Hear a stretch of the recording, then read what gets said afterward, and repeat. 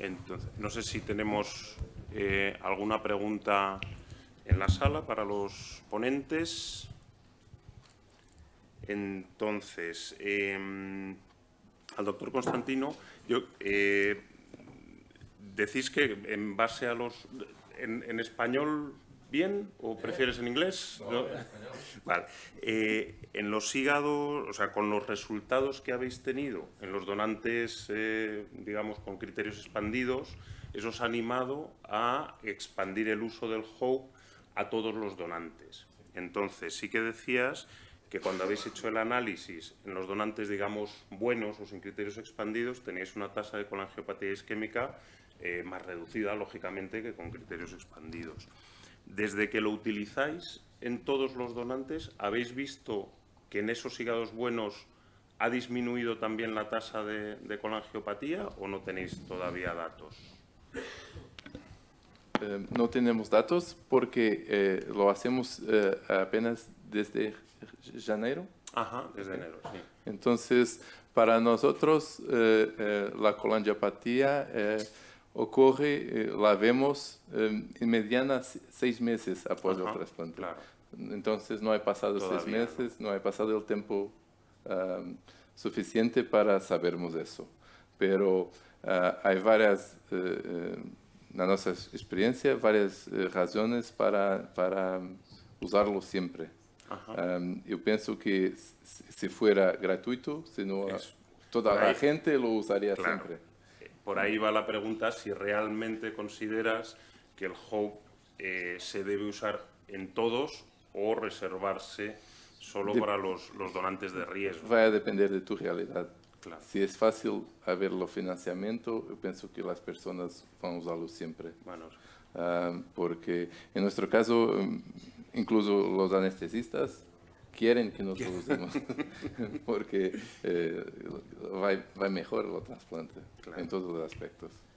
En ese sentido, sí que quería yo preguntarle a Lluís un poco la experiencia, no sé si sabéis, con el síndrome de reperfusión, nosotros tenemos poca experiencia con HOPE, pero sí hemos tenido experiencia en perfusión en normotermia y incluso los hígados de normotermia generalmente son hígados peores que los que nos plantearíamos incluso poner en HOPE, y sí que la sensación es que el síndrome de reperfusión es menor, ¿no? Entonces, en ese sentido, aunque no tenéis todavía resultados, la experiencia, por ejemplo, de vuestros anestesistas o en cuanto a los dos grupos o en vuestro propio centro, ¿cuál sería?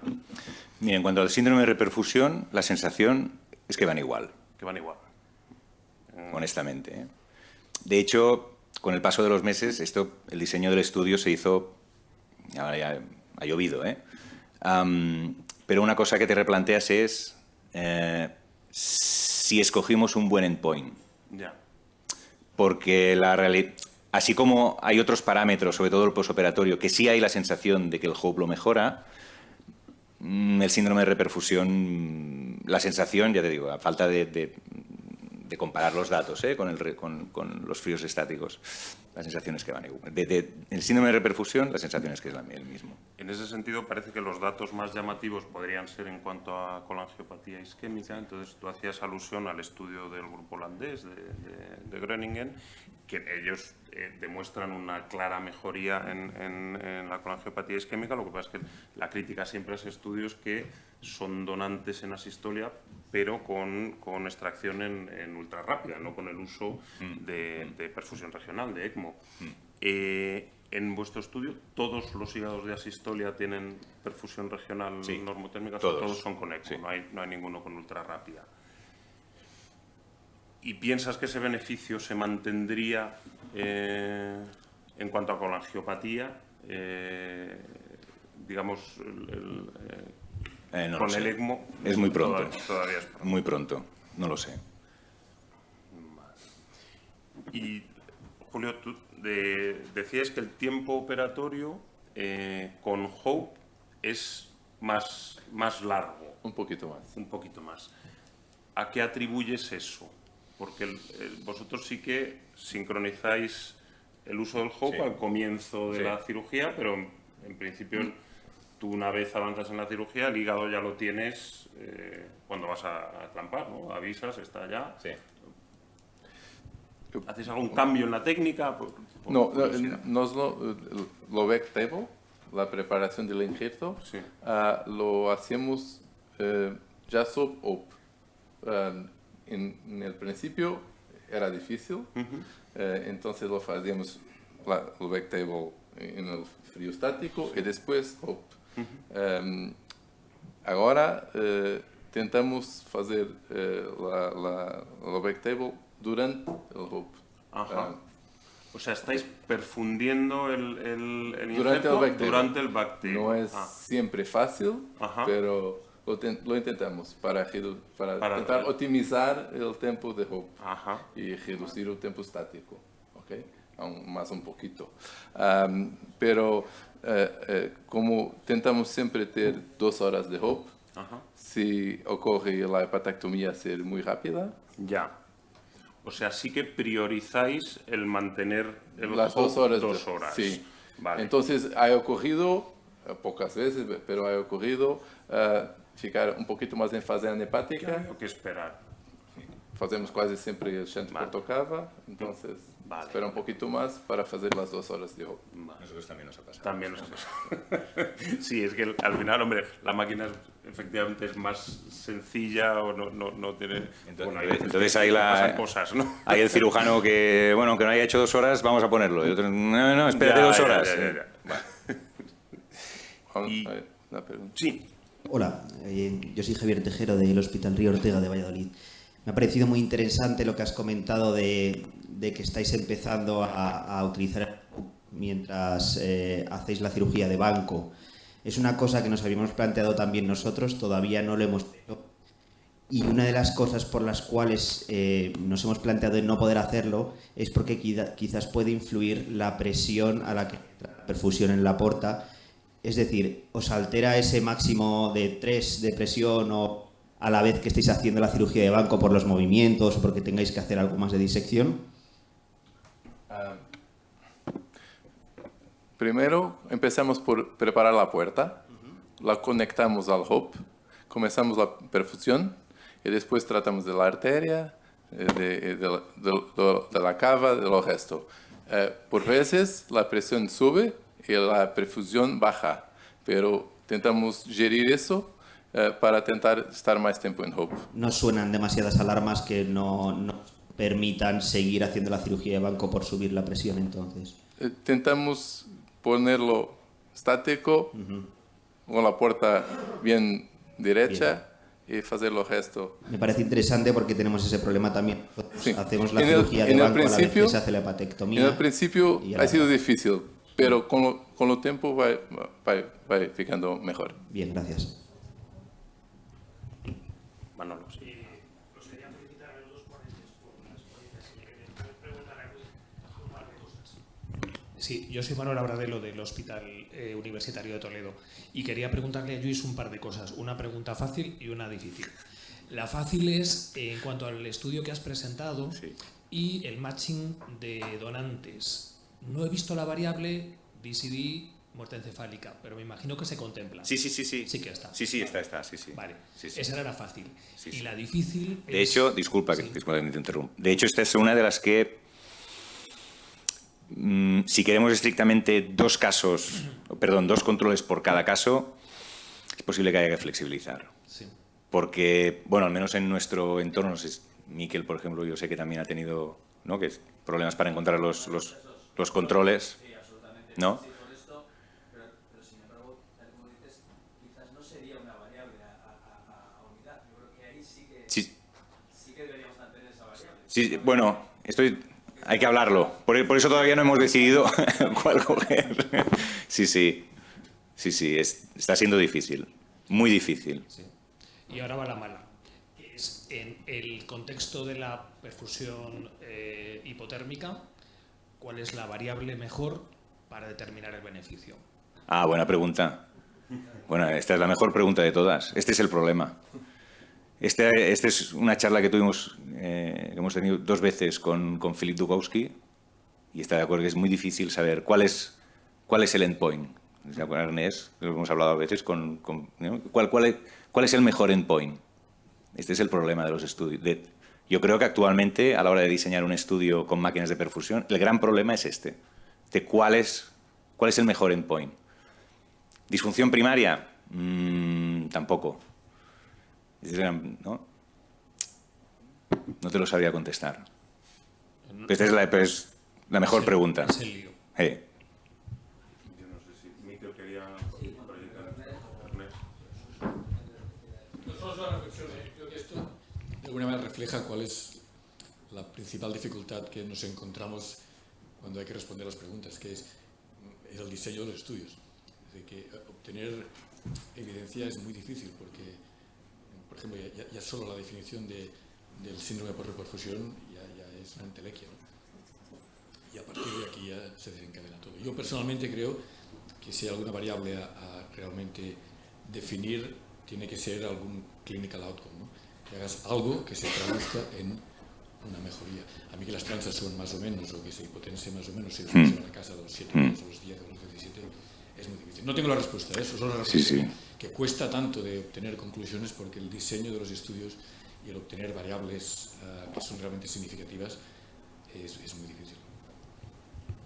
Yo estoy bastante de acuerdo. Creo que en Coimbra tenían muy claro cuál era el endpoint, porque tenían unos datos de colegiopatía isquémica elevados, pero que no es lo normal en el día a día. Nosotros no tenemos, a nivel nacional me refiero, colegiopatías isquémicas del 16%, creo, en DVDs además, creo que esto no lo tiene nadie. Entonces, no tenemos un endpoint concreto, porque las transaminasas, bueno, como dice Ernest, tampoco es que luego clínicamente sea tan importante.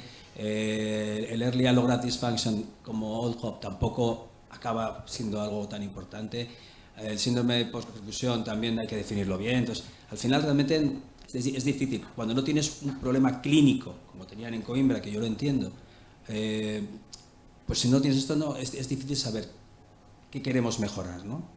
Yo también podríamos discutir el tema de Coimbra, porque yo antes que empezar a meterlo en máquina, que me parece muy bien, hubiera pensado qué estamos haciendo, qué podemos cambiar, independientemente de la máquina, para mejorar estos datos, ¿no? Que la máquina te ayuda, pero quizás no estás solucionando el problema inicial. Eso cuál sería, no lo he analizado, pero quiero decir que es verdad que no tienes un problema clínico concreto, es difícil ponerle, ¿no?, una razón.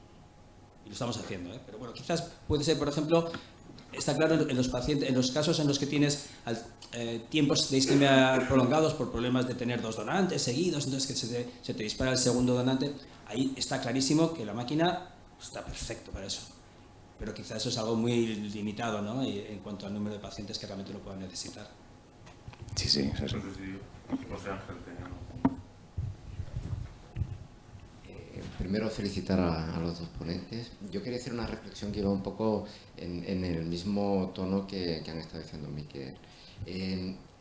Yo creo que el principal problema es que queremos adaptar la tecnología nueva a las definiciones antiguas y a lo mejor nos estamos equivocando de cuál es la definición que tenemos que hacer de lo que es el síndrome de reperfusión. Estamos hablando de temas hemodinámicos y parece que eso lo estamos salvando con las máquinas, entonces no podemos tener el principal endpoint algo que parece que se soluciona, o por lo menos la experiencia que tenemos nosotros desde el punto de vista local, ¿no? Parece que el síndrome de reperfusión clásico prácticamente ni lo nota el anestesista, especialmente en las asistolias, que era donde más miedo teníamos, y sin embargo estamos viendo que pacientes que intraoperatoriamente tienen unos buenos flujos, que perfunden bien, que tienen una perfusión homogénea, que te dice el anestesista que el trombo está perfecto, hace unas coagulopatías feroces. Entonces, a lo mejor el objetivo es redefinir qué pretendemos como síndrome de reperfusión, y no solamente síndromes hemodinámicos, sino a lo mejor viene más encaminado por síndromes metabólicos o síndromes bioquímicos, o llamémoslo de otra forma, ¿no? Yo creo que el camino va más a este nivel, ¿no?, en redefinir el nuevo síndrome de reperfusión, creo yo, ¿no? En este sentido, estoy completamente de acuerdo, ¿eh? En este sentido, nosotros en la recogida de variables esto es un estudio retrospectivo, es decir, es recoger información de cosas que ya se han hecho.